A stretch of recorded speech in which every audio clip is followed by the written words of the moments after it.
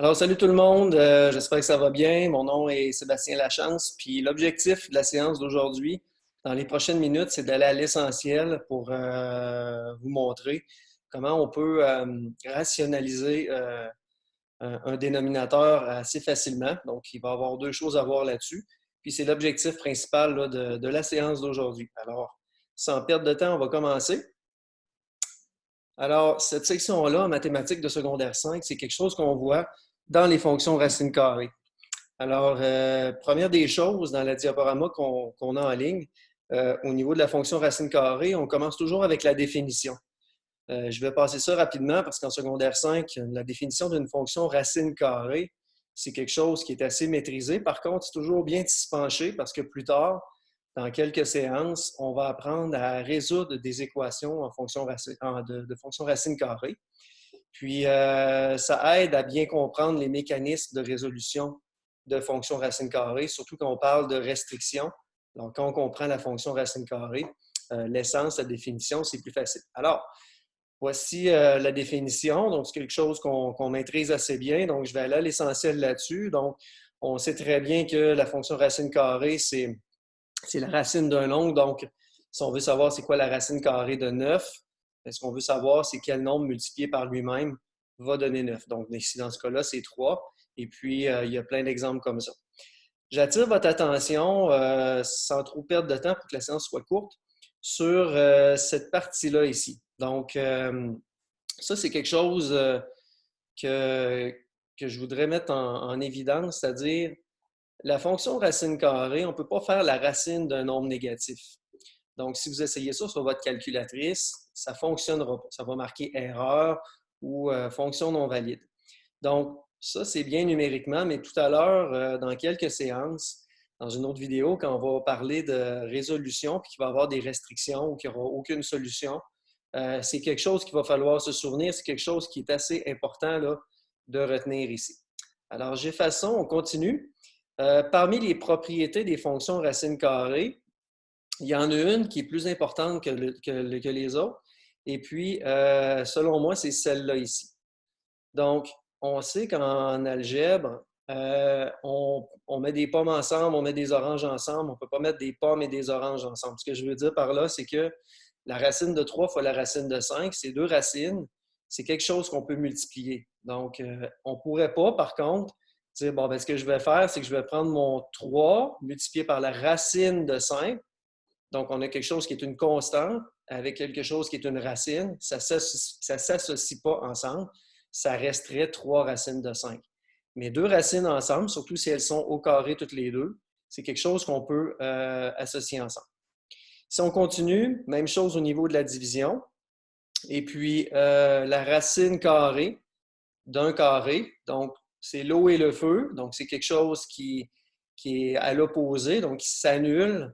Ça va être une propriété importante aussi pour ce qu'on va voir aujourd'hui. Donc, ça, c'est très important aussi. C'est une autre chose que je vais mettre en évidence. C'est que la racine carrée de 5 au carré, ça donne 5. Donc, le carré et la racine, ils s'annulent. Donc, en algèbre, c'est la même chose. Quand je veux enlever un plus 3 d'un x, bien, je fais moins 3. Si je veux enlever un fois 3, bien, je divise par 3. Donc, je divise par l'opération inverse. L'opération inverse d'une racine, c'est le carré. Et l'opération inverse d'un carré, c'est sa racine. Donc, ça, ces deux choses-là, dans cette diapositive-là, elles sont très importantes. Ensuite de ça, on va aller maintenant droit au but. Donc, si on veut rationaliser le dénominateur. Donc, c'est quelque chose qui peut peut-être être abstrait, mais rationaliser le dénominateur, ça consiste en quoi? Ça consiste à faire en sorte que s'il y a une racine au dénominateur qui rend irrationnel, donc un nombre irrationnel, première des choses, c'est un nombre qui est infini. Donc, après la virgule, les décimales qui sont là sont infinies. Il n'y a pas de constance non plus, donc il n'y a rien de périodique. Donc, ici, on s'aperçoit que le racine de 3, il est irrationnel. Pourquoi on ne laisse pas ça comme ça en mathématiques? Parce que le nombre, il est correct comme ça. C'est des conventions en mathématiques d'écriture qu'on doit respecter. Par exemple, il y en a d'autres que vous connaissez peut-être, comme le fait qu'on ne peut pas laisser un nombre négatif au dénominateur. On le rend souvent, on montre le signe négatif au numérateur. On ne mettra pas un exposant 1 à un nombre, on écrit tout simplement rien. Donc, ça simplifie l'écriture. Puis, les nombres irrationnels, rendus en secondaire 5, c'est probablement dans les dernières choses là, au niveau numérique qu'on va apprendre au niveau des conventions d'écriture. Donc, on va rendre rationnel le dénominateur. Jamais que ce nombre-là va être rationnel. Il va toujours rester irrationnel. Sauf que ce qu'on va faire, c'est que uniquement le dénominateur, on va le transformer en nombre rationnel. Évidemment, ça va affecter ce qui est en haut, parce que ce nombre-là, si vous le faites sur votre calculatrice, il va donner une certaine valeur. Puis après ça, au bout du processus, quand on va avoir terminé, il faut que la valeur reste comme ça. Donc, c'est comme si on voulait simplifier une demi. On voulait simplifier, par exemple, 3 sixièmes. Bien, 3 sixièmes, si je le simplifie, c'est une demi. 3 sixièmes, c'est 0,5. Une demi, c'est 0,5. Mais 3 sixièmes et une demi ont la même valeur, mais ils s'écrivent de façon différente. Là, ça va être la même chose. Il faut que ce nombre-là donne exactement la même valeur. La façon qu'on va procéder, c'est de la façon suivante. C'est qu'on sait que 3 fois 3, ça donne 9. Mais 3 fois 3, ça donne aussi 3 au carré. Donc, on retient ça. Je reviens à mon exemple. Si je veux enlever la racine carrée ici, ce qu'il faut faire, je vais mettre un petit projecteur pour bien mettre en évidence. Donc, si je veux enlever la racine carrée ici, ce qu'il faut faire, sans changer le nombre, c'est tout simplement l'enlever. Mais comment on va faire pour l'enlever? À ce moment-là, c'est quoi l'opération inverse qu'on a parlé tout à l'heure pour enlever une racine? C'est le carré. Donc, ce qu'il va falloir faire, c'est générer des carrés. Parce que si on réussit à avoir racine de 3 au carré, bien, à ce moment-là, on va uniquement avoir 3. Puis là, ça va être un nombre rationnel. Le 3 est un nombre rationnel, mais le racine de 3, c'est un nombre irrationnel. Donc, ce qu'on va faire, c'est que je vais prendre ma fraction 1 sur racine de 3. Puis en mathématiques, si on multiplie quelque chose, puis qu'on ne veut pas en changer sa valeur, on multiplie par 1. Mais un 1, on peut décider de l'écrire comme on veut. 2 sur 2, c'est 1. 4 sur 4, c'est 1. 12 sur 12, c'est 1. Alors, on va multiplier par un 1 qu'on va choisir, mais qui va générer un carré au dénominateur. Fait que tout à l'heure, on disait que 3 fois 3, ça donne 3 au carré. Alors, par contre, on pourrait multiplier racine de 3 pour que ça devienne racine de 3 au carré, puis que le carré fasse exploser la racine, si on peut s'exprimer comme ça. Mais ça va être racine de 3 fois racine de 3. Donc, le 1 que je choisis, il est transformé comme ça. Donc, racine de 3 sur racine de 3, c'est 1. Ça ne change pas la valeur ici. C'est comme si ça, si par exemple, ça c'était 4, 4 fois 1, ça reste 4. Donc, je ne suis pas en train d'ajouter quelque chose dans mon nombre. Je ne suis pas en train d'enlever quelque chose non plus. Je le multiplie par 1. Mais l'avantage de multiplier par 1 de ce 1-là, c'est que racine de 3 fois racine de 3, bien, ce que ça va faire, c'est que ça va donner racine de 3 au carré. Puis c'est ça qu'on veut. On veut enlever la racine sans changer la valeur, donc il faut trouver une façon d'ajouter un carré. Là, vous avez vu les deux petites flèches grises ici apparaître. C'est pas de la distributivité, c'est pas une opération mathématique. C'est uniquement, là, quand je présente ça à mes élèves, c'est uniquement pour vous faire penser que l'idée du 1 qu'on ajoute ici, elle vient de la valeur du dénominateur. Donc, par quoi je vais deviner, par quoi je vais multiplier mon 1, comment je vais l'écrire? Comment je vais faire pour deviner que c'est racine de 3 sur racine de 3? Bien, il faut que je m'inspire de mon dénominateur.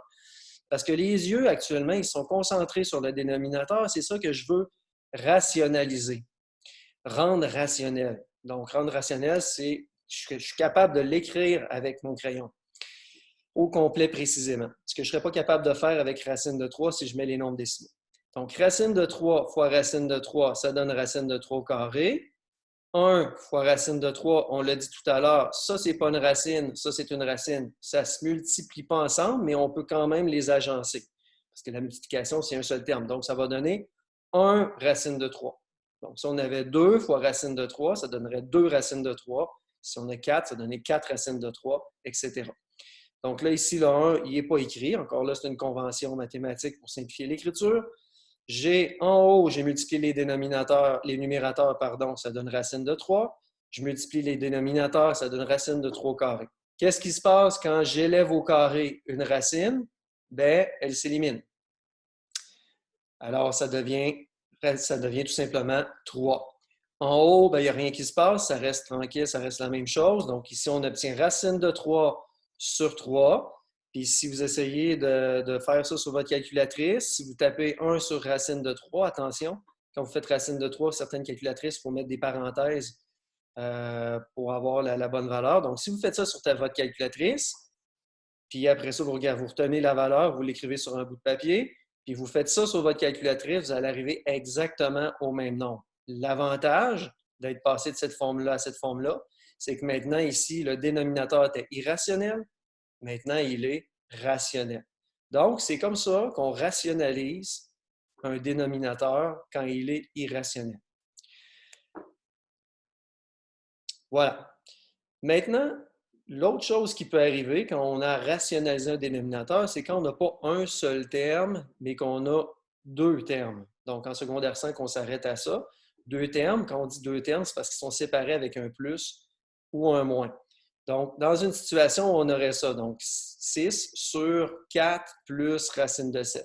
Le 4 et le racine de 7, on ne peut pas additionner ça. Ce n'est pas des termes semblables.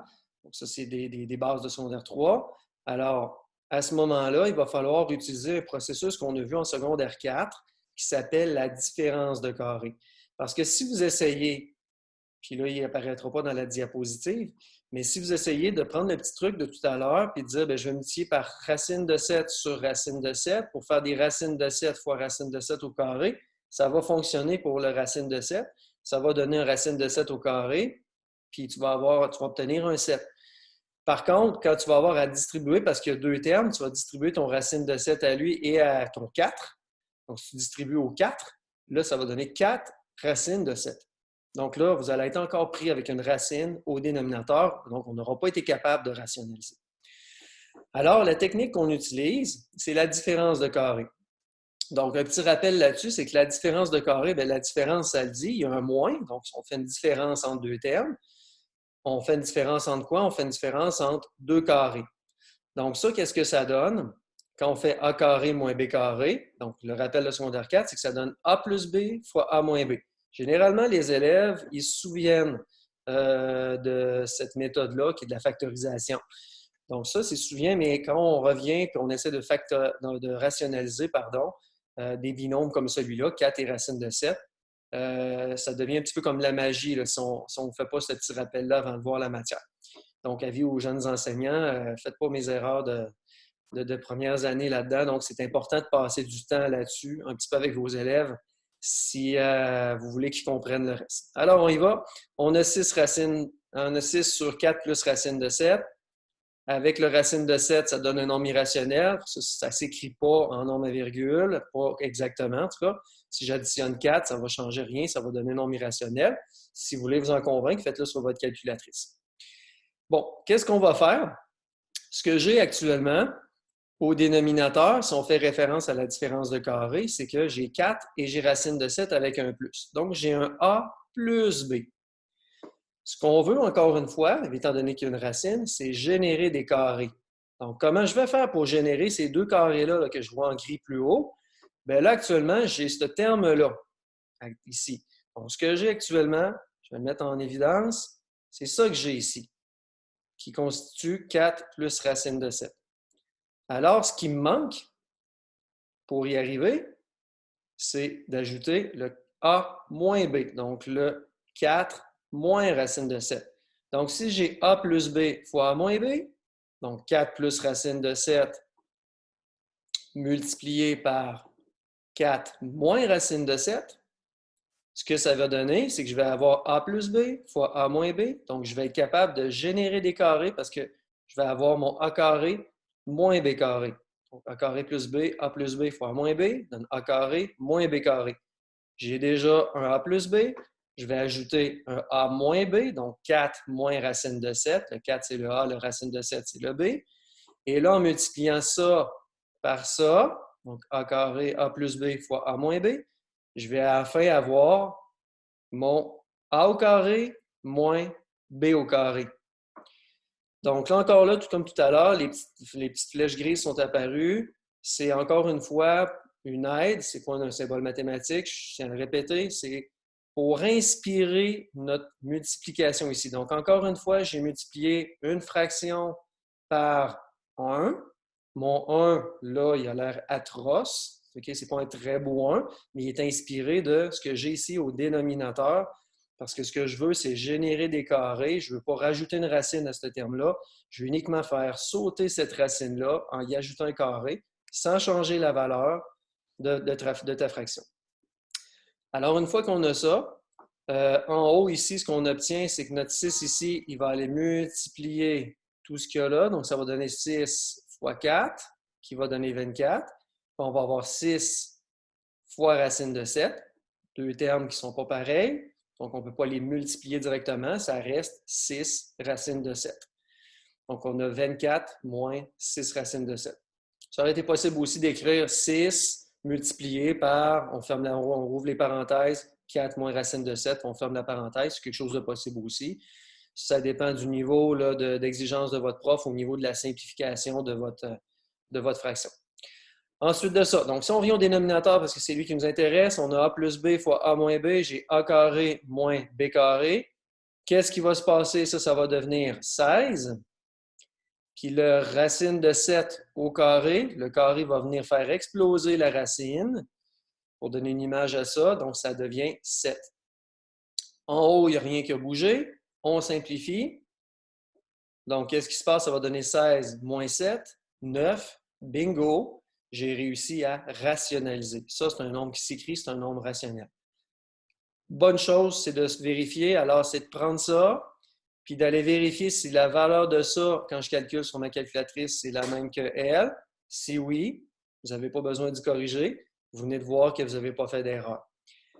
Pour les enseignants qui voudraient aller jusqu'au maximum de la simplification de ça, c'est de se dire, bon, ben écoute, on peut toujours réduire. Donc, le 9 ici, il divise le 24, mais il divise aussi le 6 racine de 7. Il ne peut pas diviser la racine de 7 directement. On ne peut pas simplifier la racine avec le 9. Je ne veux pas trop m'étendre sur les processus arithmétiques, mais en simplifiant, on peut arriver qu'on a, lui, il se divise par 3, et si on divise tout par 3 en haut, 24 va donner 8, puis le 6 divisé par 3 va donner 2, puis là, on est rendu au bout du processus. On est au maximum de la simplification. Je termine rapidement avec un dernier petit exercice parce que lui, généralement, les binômes, c'est ce qui cause un peu plus de problèmes au secondaire. Alors, si on enlève tout ça, on en fait un dernier. Donc, on a 10 sur racine de 11 moins racine de 7. Ici, j'ai A moins B. Ce qui manque ensuite de ça, c'est d'avoir un A plus B. Donc, je vais rajouter la même chose qu'ici, le même binôme, mais avec un plus cette fois-là. Donc, A moins B fois A plus B, ça va donner A au carré, ici, moins B au carré. Puis on voit ici, j'ai entouré le plus pour s'assurer qu'on n'a pas le même signe, parce que sinon, ce n'est pas une différence de carré qu'on va générer. Alors, c'est toujours le signe contraire. Puis ici, c'est sûr que le signe doit être pareil en haut et en bas pour que ça donne un 1. Donc, j'ai mon A carré, A moins B, A plus B. J'ai A carré moins B carré. Donc, racine de 11 au carré, ça va donner 11. Racine de 7 au carré, ça va donner 7. En haut, qu'est-ce qui s'est passé? Il s'est passé que mon 10 a multiplié le binôme ici. Alors, je l'ai mis devant. J'aurais pu le distribuer aussi à chacun, mais pas dans la racine, en avant. Ça aurait donné 10 racine de 11 plus 10 racine de 7. On simplifie un petit peu. Donc, notre racine de 11 au carré donne 11. Notre racine de 7 au carré donne 7. 11 moins 7, 4. Et puis, j'ai terminé. Je suis rendu rationnel le dénominateur. Donc, j'ai un 4. Je vérifie avec ma calculatrice si cette valeur-là, c'est la même que celle-là, le même nombre à virgule. Puis après ça, si votre enseignant vous demande de simplifier un petit peu, bien ça se simplifie ensemble. On peut rediviser par 2 le numérateur et le dénominateur. Et on est rendu au bout du processus. Alors, j'espère que ça vous a aidé. C'est comme ça qu'on rationalise, autant avec un seul terme au dénominateur qu'avec 2 termes avec la différence de carré.